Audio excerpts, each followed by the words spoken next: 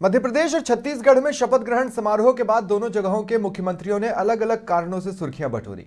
जहां एमपी में एजेंडा हावी लगा तो छत्तीसगढ़ में गारंटी पूरा करने की ललक।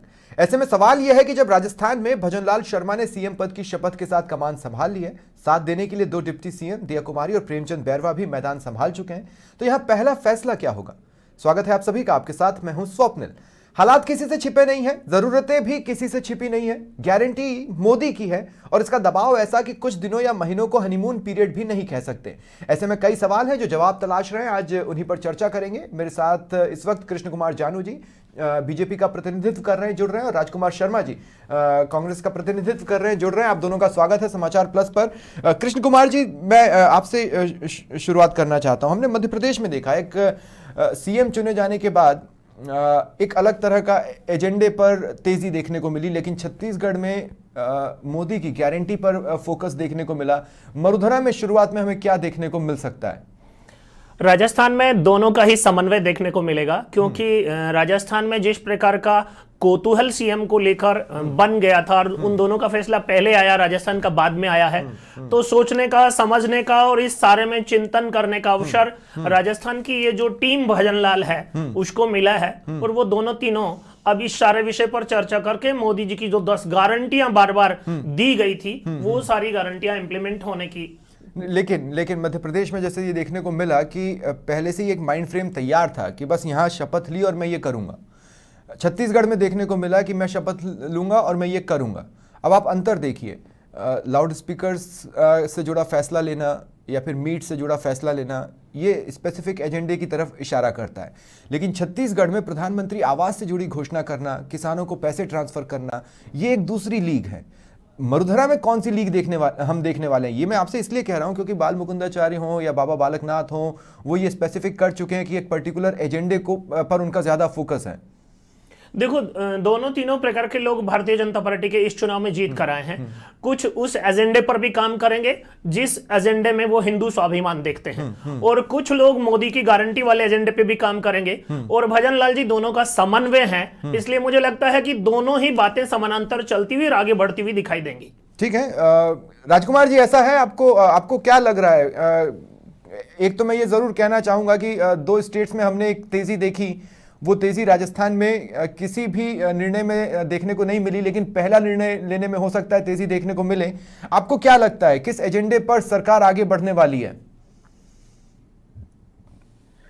देखिए स्वप्निल जी, आज राजस्थान के मुख्यमंत्री भजनलाल जी ने और दोनों डिप्टी सीएम दिया कुमारी जी ने और प्रेमचंद बैरवा जी ने अपना पदभार ग्रहण कर लिया है। अब कांग्रेस पार्टी और राजस्थान की जनता उनसे उम्मीद कर रही है कि जो आपने राजस्थान की जनता को चुनाव के दौरान जो बड़े बड़े वादे किए थे, बड़ी बड़ी गारंटियां दी थी, उनको आप तुरंत प्रभाव से लागू करें। और अशोक गहलोत जी की पुरानी सरकार की जो योजनाएं थी जो बेहतर तरीके से चल रही थी, उनमें अगर कोई आपको सुधार नजर आता है तो उनको सुधार करके बेहतर तरीके से आप उसको लागू करें, राजस्थान की बेहतर सेवा करें। हम तो आपके चैनल पे भारतीय जनता पार्टी को कहना चाहते हैं कि आपने पेट्रोल डीजल की महंगाई की मार बार बार आपने पूरे चुनाव में मुद्दा बनाने का काम किया था।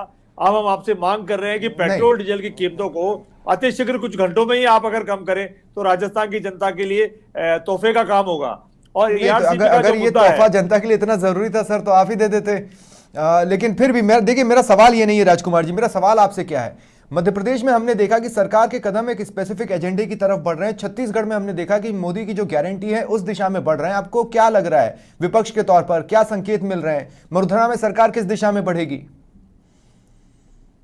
देखिए, सरकार ने अभी कुछ घंटे पहले ही काम संभाला है, तो ये तो कहना एकदम से मुश्किल है। लेकिन हम राजस्थान के विपक्षी दल होने के नाते भारतीय जनता पार्टी से अपील करते हैं कि मेहरबानी करके राजस्थान का जो अमन चैन बना रहता है उसमें आप अपनी महत्वपूर्ण भूमिका निभाना। राजस्थान का अमन चैन, भाईचारा खत्म नहीं होना चाहिए, आपका एजेंडा भले ही कोई हो। और राजस्थान की जनता जिस तरीके से 2030 का विजन लेकर के अशोक गहलोत जी के नेतृत्व में आगे बढ़ रही थी, लेकिन हम चुनाव हार गए। अब ये जिम्मेदारी आपकी है कि आपका राजस्थान, हम सबका राजस्थान आने वाले दिनों के अंदर हिंदुस्तान के अग्रणी राज्यों में बने, इस ओर आपको कदम बढ़ाने हैं। दूसरा एक और कदम आपको बढ़ाना है कि राजस्थान की जनता महंगाई से जो त्रस्त थी उसमें भी आपको राजस्थान की जनता को संभालना है। ठीक है, मैं एक बार फिर कृष्ण कुमार जी आपके पास आ रहा हूं, इस सवाल के साथ आ रहा हूं। अमन चैन की बात यहां पर हो रही है। अमन चैन पर चलने के लिए नियमों पर रहना बहुत जरूरी होता है। नियम पेचीदा भी हो सकते हैं, सिंपल भी हो सकते हैं। मध्य प्रदेश में हमने देखा कि बुलडोजर तो चल दिया, चल दिया, मतलब ये भी हो सकता था कि नोटिस दिया जाता, वक्त दिया जाता, एक प्रोसेस को अप्लाई किया जाता, लेकिन नहीं, आनन फानन में बुलडोजर ही चला है। तो क्या मशीनरी पर अतिरिक्त दबाव डाल नियमों से इधर उधर होने का डर नहीं रहता? ऐसे में अमन चैन कैसे रहेगा? देखो, राजस्थान वैसे तो अमन चैन वाला राज्य है, लेकिन दो शब्द हैं जिनके आधार पर राजस्थान में कांग्रेस ने नहीं, अमन चैन वाला राज्य है, इस बात को तो आप विपक्ष में रहते हुए नकार रहे थे कि अमन चैन तो बचा ही नहीं। कानून व्यवस्था बिगड़ी हुई थी। अमन चैन को तो तुष्टीकरण के कारण खतरा था, और तुष्टीकरण भी खतरा तो पर्टिकुलर ध्रुवीकरण सरकार भी की है। ओर से था। नहीं, खतरा तो ध्रुवीकरण से भी है। ध्रुवीकरण की राजनीति भारतीय जनता पार्टी पर ब्लेम भले ही लगाया जाता हो, लेकिन हमारा तो मूल मंत्र है सबका साथ, सबका विकास, सबका विश्वास, ठीक सबका है, प्रयास। हाँ। तो अमन चैन पर वापस आ जाते हैं। अब जैसे मैं कह रहा हूं ना कि यूपी में अगर बुलडोजर चला भी तो आप उसको कानून सम्मत साबित कर ले गए, लेकिन मध्य प्रदेश में जो बुलडोजर चला उसमें न नोटिस जारी हुए, न किसी तरह का टाइम दिया गया, सीधे चल गया। राजस्थान में अगर बुलडोजर आएगा तो वो किस तरह से चलता है उसी पर ना डिपेंड करेगा कि अमन चैन रहेगा या नहीं रहेगा। बहुत से विषयों में बुलडोजर चलाने की जरूरत नहीं है, लकीर का फकीर बनने की जरूरत नहीं है। बाबा योगी के जितनी बार भी बुलडोजर चले, एक बार भी कोर्ट ने, सुप्रीम कोर्ट ने, हाई कोर्ट ने कहीं कोई खलल नहीं डाला है। प्रशासन अपना काम पूरी तैयारी से करे। मध्य प्रदेश में हड़बड़ी में चले, मध्य प्रदेश में अगर ऐसा कुछ हुआ है तो निश्चित रूप से आगे सुधार होगा, क्योंकि डबल इंजन की मॉनिटरिंग डबल तरीके से हो रही है। ऊपर बैठे लोग उसको भी ध्यान कर रहे हैं, सहयोग भी कर रहे हैं, मार्गदर्शन भी कर रहे हैं। लेकिन बॉटम से टॉप तक और टॉप से बॉटम तक बुलडोजर तो बहुत पसंद किया जाने लगा है। अब उसमें मैं राजकुमार जी आपके पास आना चाहता हूं, और राजकुमार जी मेरा सवाल आपसे ये है कि अब आपको उम्मीदें ये हैं कि महंगाई से राहत दे दें या ये दे दें। मैं आपकी बहुत लोकप्रिय योजनाओं पर आता हूं। आपने ओपीएस की बात की, लेकिन कितनी जगह वो लागू हो पाया? हर जगह तो उसमें शर्तें लगाई गई हैं कि पहले तो आपने जितना पैसा निकाल लिया है वो जमा करो तो हम आपको ओपीएस के उसमें ले लेंगे। आप भी सारे डिपार्टमेंट्स को ओपीएस नहीं दे पाए, जिसका सीधा मतलब यह है कि पैसे तो आपके पास भी नहीं थे, तो पैसे तो अभी इनके पास भी नहीं होंगे। इनको भी ये देखना है कि पैसे लाए कहां से। तो आपकी योजनाओं को कंटिन्यू करना क्या इनके लिए टेढ़ी खीर नहीं होने वाली है? क्योंकि आप मैदान बुरी तरह से बिगाड़ के गए। नहीं स्वप्निल जी, इनके लिए क्यों बेकार होगा? इनके तो डबल इंजन की सरकार आ गई। बार बार ये कहते थे डबल इंजन की सरकार ला दो, हम सारा काम कर देंगे, हम जादू की छड़ी घुमा देंगे। हम भारतीय जनता पार्टी को कहना चाहते हैं कि कहने में और करने में बहुत अंतर होता है। अब आपको राजस्थान की जनता ने इंजन के ऊपर डबल इंजन लगा दिए हैं, तो आप ईआरसीपी का पानी भी लेकर आए, पेट्रोल डीजल की कीमतें भी कम करें, राजस्थान को और राहत प्रदान करें। और स्वप्निल जी, मैं भारतीय जनता पार्टी के जो नवनिर्वाचित मुख्यमंत्री है उनसे अपील करना चाहूंगा कि सकरात का दिन आने वाला है। हमारे यहाँ 14 तारीख को पतंगे उड़ती है, पतंगे आसमान में दिखने लगी है। पतंग की कांप उतनी ही मोड़ना जितनी उसको जरूरत हो। ऐसा नहीं आपकी तेजी के चक्कर में वो कांप टूट जाए और पतंग उड़ने से रह जाए। लेकिन आपकी कोशिश तो रहेगी ना कि उस पतंग की डोर को किसी तरह से काटा जाए। हम स्वप्निल जी, हम भारतीय जनता पार्टी को मौका दे रहे हैं। हाँ। हम भारतीय जनता पार्टी से विपक्ष के होने नाते अपील कर रहे हैं कि मेहरबानी करके अच्छी पतंग उड़ाना, उस पतंग पे भाईचारा लिखा रहे, उस पतंग की कांप उतनी बोलना जितनी जरूरत हो। ठीक है, लेकिन राजकुमार जी मेरी बात समझिए, मैं क्या कहना चाह रहा हूं, मैं ये कहना चाह रहा हूं, जो नमूना दिख रहा है आज कितना अच्छा लग रहा है जब आपने बात की और आपने पेट्रोल डीजल को कहा कि नहीं वो महंगा है और लोगों को दाम कम कर दें, पर ये आपने नहीं किया क्योंकि आपको पैसों की जरूरत थी। मुझे लगता है शुरुआती स्तर पर तो बीजेपी को भी पैसों की जरूरत होगी, तो वो इतने आनंद फानंद में तो फैसले लेगी नहीं। दूसरा मैं ये कह रहा हूं, आप ओपीएस लागू करके गए, हो सकता है ये उसे कंटिन्यू करें, कंटिन्यू करते हैं तो उसमें तो नियम का रोड़ा आप ही ने लगाया हुआ है, फिर आप ही कहेंगे कि साहब सारे विभागों में कर दो, वो तो आपने भी नहीं किया समय रहते। इसलिए मैं पूछ रहा हूं, आप क्या इनके लिए प्लेइंग फील्ड छोड़कर भी गए हैं? स्वप्निल जी, हम तो राजस्थान की बेहतर सेवा कर रहे थे। हमको राजस्थान की सेवा करने में कोई कष्ट नहीं हो रहा था, लेकिन भारतीय जनता पार्टी बार बार आके हमको डिस्टर्ब कर रही थी और डबल इंजन की राजस्थान की जनता से मांग कर रही थी। तो अब राजस्थान की जनता ने इनको डबल इंजन दे दिया है, तो मेहरबानी करके ओपीएस को भी शानदार तरीके से लागू करें। ईआरसीपी का पानी भी आप अतिशीघ्र लाके दें, और महंगाई जो पेट्रोल डीजल की है, गैस सिलेंडर की है, उसको भी आप 400 रुपए का करें और राजस्थान को और बेहतर करें। हम ये चाहते हैं। हम इस मुद्दे पे कोई मैं एक बात कहना चाहता हूं, हम ये चाहते हैं हमारा राजकुमार जी, मैं आगे आपके पास आऊंगा, मैं कृष्ण कुमार जी से इससे जुड़ा एक सवाल लेना चाहता हूं। मैं सिर्फ इतना कहना चाहता हूं कि परिवार को व्यवस्थित रखने के 3 से 4 तरीके हो सकते हैं या और ज्यादा तरीके भी हो सकते हैं। कुछ जो मैं जानता हूं वो ये कि परिवार का मुखिया या परिवार की कोई महिला सदस्य इतनी लायक हो कि वो अपने दम पर परिवार का खर्चा निकाल पाए, या फिर कोई एक ऐसा व्यक्ति जो कभी यहां से उधारी लेकर कुछ दे दे या वहां से उधारी लेकर कुछ दे दे और उधारी के कर्ज के बोझ तले दबता चला जाए। अब अभी जो यहां पर स्थिति है वो इस दूसरे तरह के परिवार वाली लग रही है। ऐसे में पैसे को लाना ये एक सबसे बड़ा टास्क होने वाला है। कृष्ण कुमार जानू जी, आपकी भी बेदम घोषणाएं हैं, बहुत सी घोषणाएं हैं, उसमें भी पैसा लगेगा। कल को कांग्रेस ये कह सकती है कि हमें सेंटर से मदद नहीं मिलती थी, अगर आपने उसको कर लिया तो वो लगेगा कि सेंटर आपकी मदद कर रहा है, क्योंकि आप तो खुद ही कह रहे हैं डबल इंजन की सरकार है तभी। तो मैं आपसे ये पूछना चाहता हूं, कोई प्लान या कोई लेआउट, पहला कदम तो यही होना चाहिए ना सरकार का कि जिससे लगे कि खजाने में पैसा आ रहा है ताकि चीजें हों, या फिर कुछ और होना चाहिए? देखो, भारत की अर्थव्यवस्था को मोदी जी जिस गति से बढ़ा रहे हैं, दुनिया की तीसरी चौथे पायदान पर जाने की तैयारी चल रही है, छठे नंबर से हम 5वें नंबर पर आ चुके हैं। मुझे लगता है कि डबल इंजन की सरकार, उनके मार्गदर्शन में प्रदेश की जो आर्थिक हालत गहलोत जी ने कर्ज लेकर कंगाल बनाने वाली बनाई थी, उसको ठीक करने की कोशिश भी होगी, और जहां संसाधनों की और सहयोग की जरूरत होगी वो भी मिलेगा। और प्रदेश में जो वायदे, जो 10 संकल्प मोदी जी देकर गए थे, गारंटी बांट कर गए थे, वो पूरी करने का पूरा प्रयास। नहीं, देखिए मैं ये कह रहा हूं कि जैसे छत्तीसगढ़ में कुछ तो सरकारी खजाने की ये स्थिति होगी ना कि छत्तीसगढ़ के मुख्यमंत्री बढ़कर प्रधानमंत्री आवास योजना से जुड़ी और किसानों के खाते में ट्रांसफर करने की बात कर पाए बोनस के साथ 2 सालों के लिए। मध्य प्रदेश में दूसरे एक्शन से ढकना पड़ा, लेकिन मध्य प्रदेश में सरकारी खजाने की स्थिति किसने बनाई होगी? वो तो आप ही ने बनाई होगी। अब राजस्थान सेपरेट चलेगा, अब राजस्थान चलेगा तो उसे पैसे चाहिए। भाई इसीलिए मैं आपसे कह रहा हूं ना कि आपका पहला कदम ये बताएगा कि आपका डायरेक्शन क्या होगा। कुछ तो सोचा होगा ना। जैसे ऐसा लगता है मध्य प्रदेश में सीएम ने सोचा था कि मिलेगा और मैं सबसे पहले ये करूंगा, छत्तीसगढ़ में लगा कि सीएम ने सोचा था कि मैं मिलेगा और मैं ये करूंगा, तो भजन लाल जी ने भी तो कुछ सोचा होगा ना कि मिलेगा और मैं ये करता हूं। हालांकि आज तो उनको समय नहीं मिल पा रहा है, ऐसा दिख नहीं रहा है, लेकिन फिर भी देखो भजनलाल जी, इस सारे विषय में मीडिया इको फ्रेंडली है। जो ही उनको फुर्सत मिलेगी वो आपको आपके मन की बात का रिएक्शन करके जरूर दिखाएंगे। और ये तो कहते हैं ना कि 1-2 दिन में ही सामने आ जाएगा सरकार का पहला स्टेज, पहला निर्णय क्या होता है। और निश्चित रूप से भजनलाल जी क्योंकि संगठन के कार्यकर्ता हैं, कार्यकर्ताओं की अपेक्षा, जनता की अपेक्षा दोनों को अच्छे से समझते हैं। और अब सरकार के संगठन से जुड़ा व्यक्ति एक चीज बहुत अच्छे से जानता है, संगठन से जुड़े व्यक्ति को टास्क दिए जाते हैं। ऊपर बैठे व्यक्ति को यह नहीं पता होता कि यह चीज पॉसिबल है या नहीं है। संगठन में नीचे बैठे व्यक्ति को यह कहा जाता है कि तुम्हें यह आयोजन करवाना है, इतने लोगों को लाना है, और कैसे करना है, क्या है, पार्टी का फंड यह है, अगर एक्स्ट्रा कुछ लगता है तो तुम देख लो। उसको भजनलाल शर्मा जी करके दिखाए हैं। तो कहने का मतलब यह है कि अगर कोई टास्क मिलेगा या कोई टास्क वो निर्धारित करेंगे तो उसके रास्ते भी वो खोजेंगे। लेकिन सवाल यही है, क्या उन्होंने अपना कोई टास्क निर्धारित भी किया है, पहला, दूसरा, या 24 घंटे का या 48 घंटे का? क्योंकि गारंटियों को पूरा करने का एक दबाव होता है। दबाव ये होता है कि जितना जल्दी हो सके। निश्चित रूप से आपका प्रश्न जायज है और भजनलाल जी से अपेक्षा भी उतनी बड़ी है, क्योंकि एक कार्यकर्ता से वो मुख्यमंत्री बने हैं, तो कार्यकर्ताओं की अपेक्षा भी बड़ी है। पहला टास्क तो राजस्थान में भजनलाल जी के सामने यही है कि 2024 का जो मिशन है उसमें 25-25।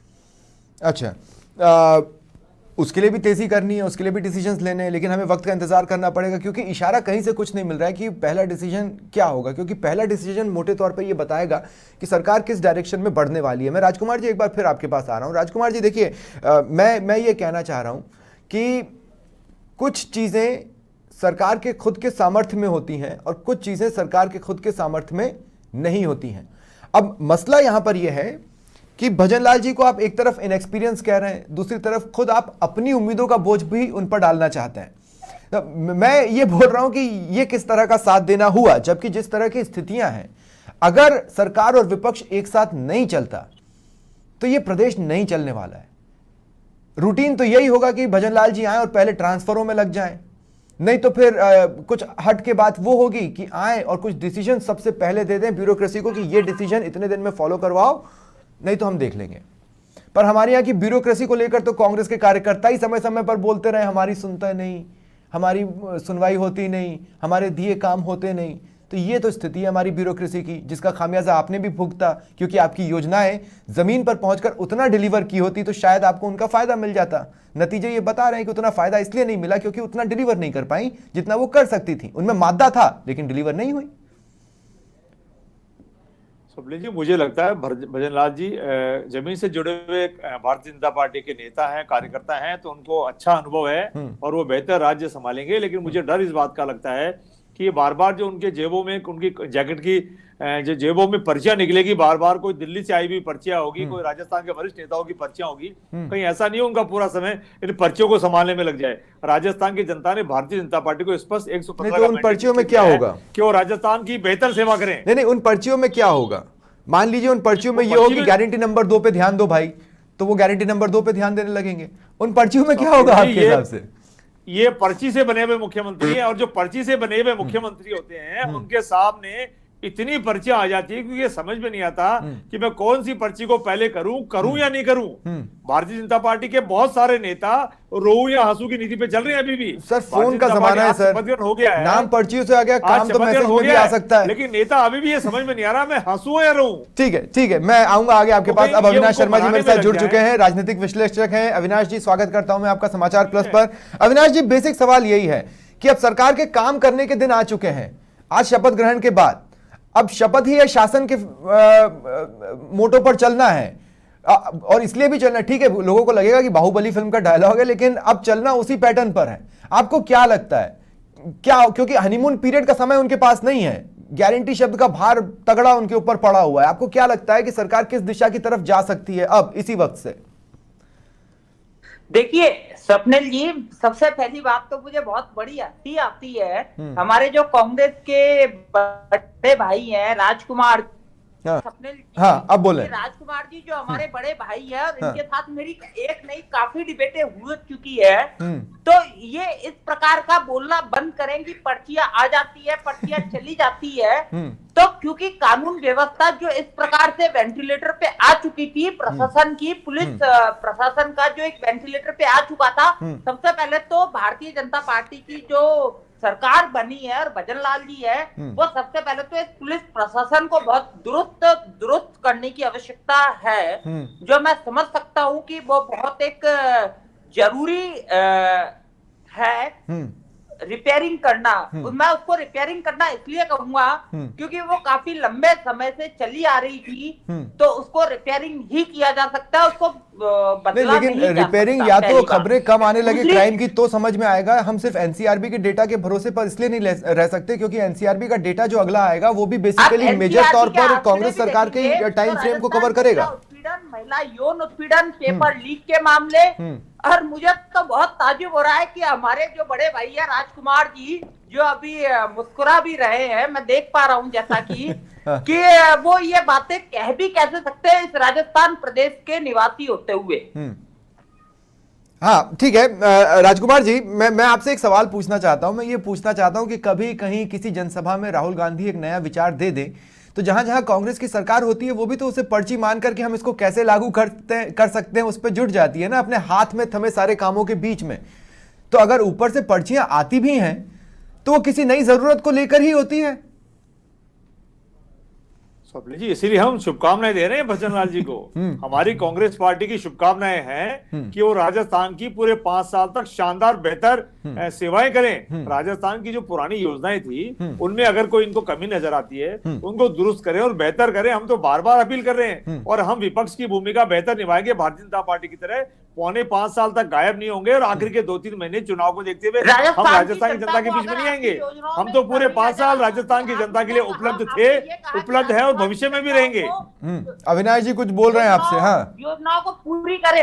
राजस्थान की जनता को आपकी योजनाओं में कमी नजर आई जब भी राजस्थान की जनता आपको लेकर के आई। नहीं अविनाश जी, मुझे ऐसा लगता है कि राजस्थान की जनता को योजनाएं तो पसंद आई लेकिन योजनाओं को इंप्लीमेंट करने वाले लोग उसे उस स्तर पर इंप्लीमेंट नहीं कर पाए, इसलिए लोगों का कारवां नहीं जुड़ पाया, ऐसा मुझे लगता है। कृष्ण कुमार जी कुछ जोड़ रहे हैं। हाँ कृष्ण कुमार जी, मैं राजकुमार जी को आश्वस्त करना चाहता हूं कि आपके यहां 17 पेपर लीक हुए, हमारे यहां मुख्यमंत्री की पर्ची तक जब तक दी नहीं गई लीक नहीं हुई। आप इस विषय का विश्वास रखें, ये सरकार अच्छे से काम करेगी और आपकी अपेक्षाओं पर खरा उतरेगी। नहीं, 2 सेकंड कृष्ण कुमार जी, एक बात समझिए। पर्ची इसलिए लीक नहीं हुई क्योंकि ऊपर मोदी और शाह बैठे थे, है ना। मैं आपसे ये कह रहा हूं कि पेपर इसलिए लीक हो सकते हैं क्योंकि हर ऑफिस में मोदी और शाह नहीं बैठे हैं, चेहरे तो वही हैं जो कांग्रेस सरकार के समय में बैठे हुए थे। आप समझ रहे हैं मेरी बात को? तो ये भी एक बहुत गंभीर टास्क रहने वाला है। लेकिन ठीक है, मैं एक सवाल और आपसे लेता हूं। मैं आपसे ये लेता हूं कि आप जो पुराने चेहरे अब हटे हैं, जो किसी न किसी रूप में पार्टी में या सत्ता में या संगठन में अपनी भागीदारी निभाएंगे। मैं उस पछड़े पर नहीं जा रहा हूं कि क्या गुटबाजी होगी या नहीं होगी। मैं इस बात को कह रहा हूं, उन सबका अपना एक व्यक्तित्व था, उन सबकी अपनी एक कार्यशैली थी जिससे लोग परिचित थे। तो लोगों को यह लगता था कि हाँ भाई ये चीज होने वाली है और ये किसी किसी तरीके से हो सकती है। भजन लाल जी एकदम न्यू है। लोग भी ये सोच रहे हैं कि भाई वो पहला कदम कब उठाते हैं, क्या उठाते हैं। ऐसे में ये सवाल उठना तो लाजमी है। निश्चित रूप से जो पुराने अनुभवी लोग हैं उनके मन में भी ये चल रहा होगा कि भजन लाल जी अपनी शुरुआत कैसे करेंगे। हाँ। सहवाग की तरह पहली गेंद पे छक्का लगाएंगे या फिर थोड़ी देर पिच को समझेंगे, गेंद के अंदाज को समझेंगे और फिर बैटिंग शुरू करेंगे। हाँ। ये तो भजन लाल जी के खुद के विवेक पर निर्भर है, क्योंकि पार्टी, आलाकमान और विधायक दल ने उनको नेता चुना है। पर समझने में तो टाइम चला जाएगा सर, गारंटी पूरा करने के लिए समय बहुत नहीं है ज्यादा आपके पास। समय मुझे नहीं लगता कि वो इस काम में खर्च करने वाले हैं। 2-3 महीने के बाद तो मेरे ख्याल से फिर आचार संहिता लोकसभा लगने के बाद चुनाव आ जाएंगे। चालू हो जाएंगी, आचार संहिता लग जाएंगी, तब आप नहीं कर पाएंगे। तो कुछ बड़े फैसले तो आपको ऐसा लेना पड़ेंगे जो 2024 में आपको ले जा सकें। निश्चित रूप से ये जो बिल्कुल क्रूशियल पीरियड है 1-1.5-2 महीने का, इसमें कुछ बड़े फैसले होंगे। मोदी जी की सारी गारंटियां जो हैं वो फुलफिल की जाएंगी और 2024 के चुनाव में 25 सीट कैसे जीते, नहीं, आप सारी उसके लिए गारंटी क्या हो सकता है, वो भी पूरा आप कोशिश सारी करें। गारंटियां पूरी कर 2024 में नहीं जा सकते, ये तो आप भी जानते हैं। ये तो पॉसिबल ही नहीं है। उसके लिए पॉजिटिविटी का मैसेज बनाना, उसके लिए बहुत अपने ज्यादा व्यवहार जरूरी से है। सिद्ध करना पड़ेगा। इसीलिए मैं पूछ रहा हूं। मैं अविनाश जी आपके पास आ रहा हूं। अविनाश जी, मैंने कहा कि हमने एमपी में देखा एक स्वतंत्र तरह का एजेंडा चला जब मीट को लेकर निर्णय हुआ, लाउड स्पीकर को लेकर निर्णय हुआ। लेकिन छत्तीसगढ़ में हम ये देखते हैं कि प्रधानमंत्री आवास को लेकर निर्णय होता है, या फिर हम देखते हैं कि किसानों के खातों में जमा करने वाली राशि या बोनस पर निर्णय होता है। ये इन दो सरकारों के दो डिफरेंट फेसेस नजर आते हैं जो कि बीजेपी की ही है। तो ऐसे में मरुधरा में भी पहला कदम ये तो बताएगा ना कि किस तरह की सरकार चलने वाली है या किस डायरेक्शन में वो जाने वाली है।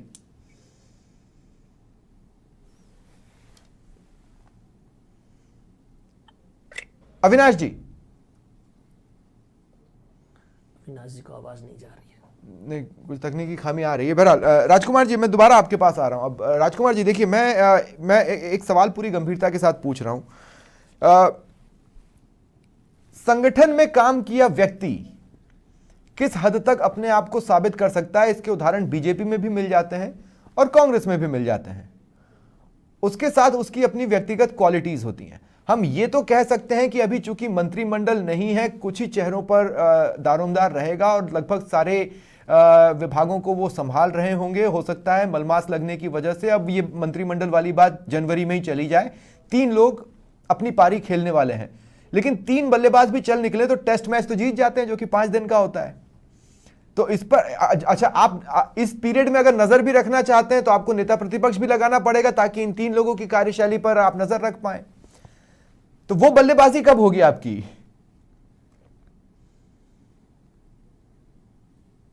स्वप्निल जी, हमारे प्रतिपक्ष का नेता भी अतिशीघ्र आपके चैनल पे आएंगे और कांग्रेस पार्टी, मैं फिर आपको कह रहा हूं, देखिए विपक्ष के तौर पर सीरियसनेस की बात है राजकुमार जी, आप समझिए मेरी बात को। मैं ये कह रहा हूं, आप ऐसे इंडिपेंडेंट हर कोई फेस जो है वो रिलैक्स्ड है, क्योंकि उन्हें नहीं पता वो नेता प्रतिपक्ष बनने वाले हैं या नहीं बनने वाले हैं। लेकिन अगर किसी को आप बना देंगे तो उसकी जिम्मेदारी हो जाएगी, वो आज से नजर रखना चालू कर देगा, नहीं तो नहीं घोषित होने तक वो रिलैक्स्ड रहेगा। तो ये मौका तो एक सीरियस विपक्ष होने के नाते आप भी खो देंगे। तो आपको भी उतनी ही तेजी से कदम उठाने चाहिए अब। बिल्कुल स्वप्निल जी, बहुत तेजी से हमारे कदम उठेंगे। बहुत जल्दी हमारा प्रतिपक्ष के नेता आएंगे हमारे, और हमारे नेता आने के बाद हम भारतीय जनता पार्टी के ऊपर निगाह रखना तो हमारी अभी से जारी है। और हम तो भारतीय जनता पार्टी को फिर अपील कर रहे हैं कि दोनों अभी आप जो निगाह रख रहे हैं सर, वो पता नहीं किस तरीके से रख रहे हैं। मैं बताता हूं आपको कैसे। आपने पहली निगाह रखी कि भजन लाल जी बन गए तो एक बयान आ गया कि यार भजन लाल जी तो एक्सपीरियंस नहीं है। फिर आपने एक इनविटेशन लेटर पकड़ लिया और आपने निगाह रख ली इनविटेशन लेटर। आप तिल का ताड़ बनाने में ज्यादा लगे हुए हैं, लेकिन एक सकारात्मक विपक्ष के तौर पर नजर नहीं आ रहा है। डर इस बात का है कि अच्छी संख्या होने के बावजूद अगर विपक्ष ऐसा रहेगा तो फिर किस काम का। नहीं, हम विपक्ष की शानदार भूमिका निभाएंगे। राजस्थान की जनता देखेगी। राजस्थान की जनता ने जो हमको मैंडेट दिया है विपक्ष में अपनी भूमिका निभाने का, हम राजस्थान की उम्मीदों पर खरा उतरेंगे। निश्चिंत रहें, हम भारतीय जनता पार्टी को सड़क से सदन तक हमेशा घेरते रहेंगे। ठीक है अविनाश जी, अब मेरी आवाज आपको मिल रही है क्या?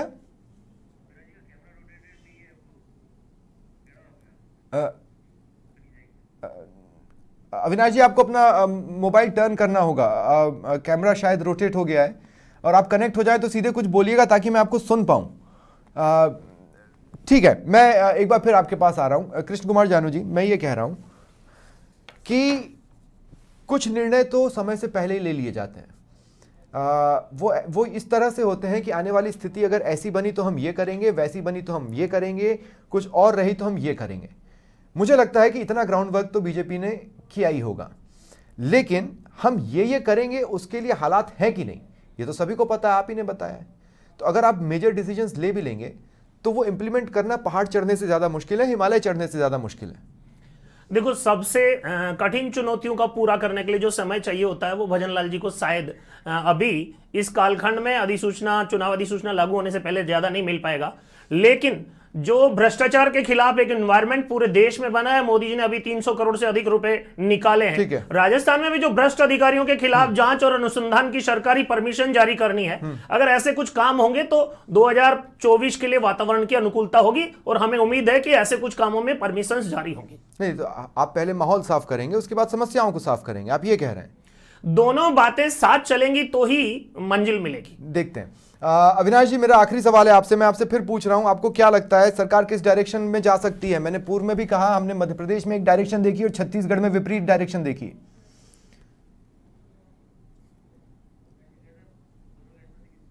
नहीं, ठीक है, चलिए, कुल मिलाकर मैं ये कहना चाहता हूं, एक तरफ कांग्रेस इस बात को लेकर उत्साहित है कि विपक्ष के तौर पर हम अपनी भूमिका को निभाएंगे, और उसके पीछे वो ये तर्क भी दे रही है कि बीजेपी नहीं निभा पाई, हम बताएंगे विपक्ष कैसा होता है। हालांकि ये भी सही है कि हिस्ट्री में कांग्रेस को बहुत ज़्यादा विपक्ष में बैठने का अनुभव रहा नहीं है, और विपक्ष में बैठने का अनुभव बीजेपी को ज़्यादा रहा है। ऐसे में वो कितना विपक्ष की भूमिका निभा पाते हैं, राजकुमार जी, इस पर तो मीडिया नज़र रखेगा ही, साथ ही मीडिया सरकार पर भी नज़र रखेगा। कुछ हेल्दी डिबेट्स इस वक्त इसलिए चल रही है क्योंकि अभी सरकार ने अपना कामकाज शुरू नहीं किया है। कृष्ण कुमार जानू जी, मैं आपको इस बात की गारंटी देता हूं कि हमारा चैनल सरकार पर भी नजर रखेगा। आप हमें जहां लगेगा कि कोई रोड ब्लॉक आ रहा है वो हम इन्फॉर्म करेंगे। अब देखना यह है कि बीजेपी के अलग अलग चेहरे अपने क्रिटिक को अलग अलग तरीके से लेते हैं। भजनलाल जी बीजेपी के उस चेहरे जैसे हैं या भजनलाल जी व्यक्तिगत जैसे हैं, उस चेहरे के तौर पर उस क्रिटिक्स को लेते हैं, ये भी देखना होगा, क्योंकि अब आप भारी क्रिटिसिज्म में रहने वाले हैं। हर एक चीज सीधे मोदी से जुड़ेगी, हर एक बात सीधे मोदी से जुड़ेगी। निश्चित रूप से दोनों तीनों बातों का बैलेंस रखना अब बड़ी जिम्मेदारी मिली है, तो बड़ी भूमिका भी अपने आप में निर्वहन करनी पड़ेगी। और मुझे लगता है कि भजनलाल जी में पार्टी ने और पार्टी के वरिष्ठ नेताओं ने वो सब गुण देखे हैं, उस बात को काम करते हुए समझा, इसीलिए अवसर मिला। चलिए, शुक्रिया राजकुमार जी और कृष्ण कुमार जी, आपका मेरे साथ जुड़ने के लिए। पूरी उम्मीद यही है कि जल्दी जल्द सरकार का पहला बड़ा फैसला कुछ घंटों में, नहीं तो कल तक तो आना ही चाहिए। फिलहाल इतना ही, नमस्कार।